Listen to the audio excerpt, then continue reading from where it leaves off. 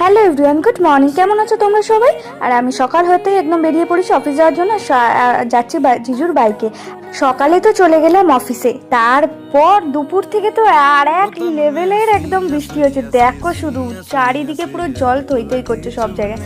তারপর একটু বৃষ্টি কমতেই আমি টুকটুক করে বেরিয়ে পড়েছি একদম অফিস থেকে, যাতে পরবর্তীকালে আবার যদি বৃষ্টি আসে তার জন্য আগে ভাগেই বেরিয়ে পড়েছি। এই জাস্ট স্টেশনে গিয়ে বেশিক্ষণ দাঁড়াতে হয়নি, ঠিক টাইম মতো ট্রেন চলে এসেছে আর আমি উঠে পড়েছি। যাচ্ছি কিন্তু আজকে এখন এই মুহূর্তে বাড়ি নয়, অন্য একটা জায়গায় যাচ্ছি। আর চারিদিকে দেখো রেল লাইনে পুরো জল জমে আছে। ভাবতে দেখি সারপ্রাইজ দিতে পারি কিনা, না বলেই আমি যাচ্ছি। আর স্টেশনে গিয়ে বসি, আর সামনে স্টেশনে গিয়েই দেখছিলাম না ওই ঘটি গরম পাওয়া যাচ্ছে, সামনে দেখতে পেয়ে একদম কিনে নিয়েছি। আর সম্পর্কের মধ্যে এই ছোট ছোট সারপ্রাইজগুলো অনেক কিন্তু মূল্যবান মুহূর্ত তৈরি করে।